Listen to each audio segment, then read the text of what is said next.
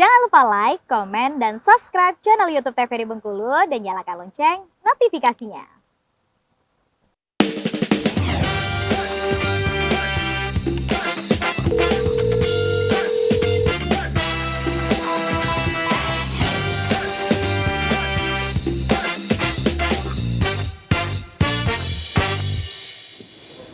Balik lagi di Dokter Kito bersama Kito Sehat. Pemirsa, kita masih dengan pembahasan yang sama, yaitu wasir bersama dengan Dokter Elsa. Oke dokter, tadi kan kita udah lihat bentuk-bentukannya nih dok ya, dari benjolan wasir ini. Nanti kita lanjut lagi ya dok ya? Iya, sekarang ya, dok? kita lanjut lagi. Nah, ini sedikit hal tentang penyebab wasir itu ya. Kita lanjut. Oke, kita ke slide berikutnya ya dok. Slide kita ya.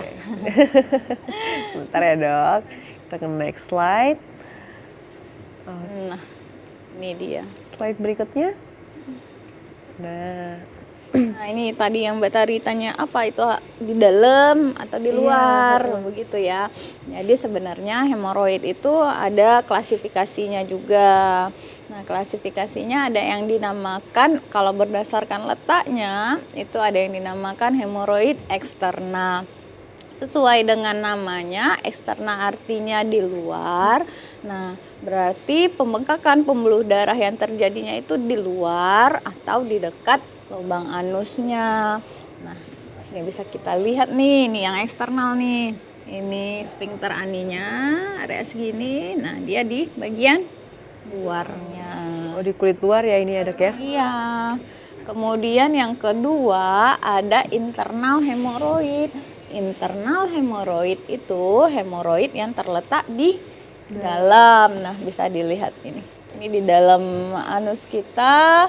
Nah, ini ada benjolannya. Gitu. Oke. Nah dok, kalau bicara tentang bahayanya nih dok, lebih berbahaya mana di eksternal atau di internal? Atau balik lagi ke Stagingnya. iya? Kembali lagi ke ininya sih sebenarnya hemoroid ini kan kalau dari letaknya antara internal dan eksternal. Nah, kemudian ada lagi nih stadiumnya nanti, ada stadium 1, 2, 3 dan 4. Nah, bahayanya itu nanti tergantung dengan gejala klinisnya. Misalnya pun hemoroid eksternal tapi dia berdarah terus, menetes terus sehingga menimbulkan perdarahan yang lama-lama menimbulkan anemia. Anemia itu kadar Hb-nya kurang dari 12, bahkan ada yang mencapai kurang dari 8, mau nggak mau harus transfusi. Berbahaya kan jadinya. Oke, berarti penyakit ini bisa sampai menyebabkan anemia ya dok ya? Ya, Karena perdarahan terus menerus. Iya, begitu. Nah, kemudian jadi bukan eksternal dan internalnya yang menjadi masalah, tapi dia sudah masuk tahap yang mana, begitu. Kita lanjut ya, slide berikutnya ya. Slide. Oke dokter. Karena slide. Nah, untuk pengobatannya, ini kayaknya kita belum bilang staging ya. Nah, stagingnya mungkin dijelaskan saja dok. Iya. Ada. Ini udah lancar. Oke. Ini. Baik dok. Untuk stagingnya ada yang derajat 1, ada derajat 2, ada derajat 3 dan 4. Nah, kalau untuk hemoroid internal yang derajat 1 bisa terlihat ya di gambar kalau benjolannya itu hanya di bagian dalam. Nah, keluhannya biasanya tidak nyaman, rasa tidak nyaman saja pada area anus atau bahkan ada yang darah tadi, BAB darah kemudian menetes.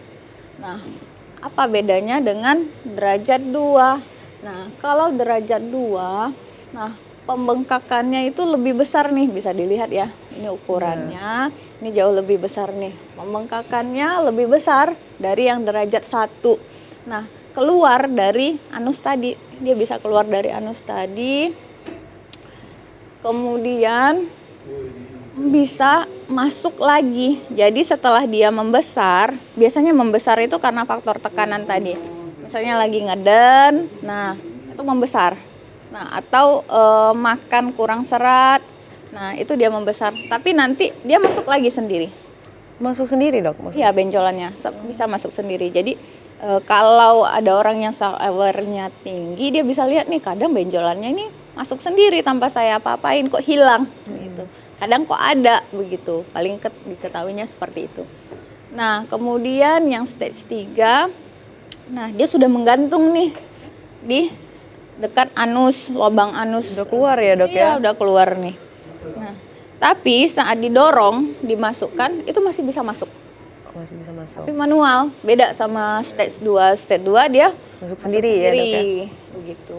Nah, sementara yang stage 4 itu dia biasanya lebih nyeri ya, yang stage 4. Udah keluar banget ini soalnya ya dok ya? Iya, dan tidak bisa didorong lagi. Oke. Itu kalau dari stagingnya tadi. Lebih enak kita lihat gambar aslinya. Oke dok. Nah, ini bisa dilihat ya, hemoroid grade 1 itu belum terlihat benjolan. Kalau hemoroid grade 2 udah mulai jauh lebih besar, kemudian dia masuk sendiri. Nah, hemoroid grade 3 bisa dimasukkan dengan manual. Begitu juga hemoroid grade 4. Dia lebih besar, lebih merah, lebih nyeri dan tidak bisa dimasukkan. Ini gambaran endoskopinya. Kemudian tanda dan gejalanya apa saja sih? Hemoroid itu sebenarnya sudah kita bahas Singgung ya dok ya? tadi. Nah, yang pertama itu buang air besarnya biasanya berdarah. Nah, warnanya itu merah terang.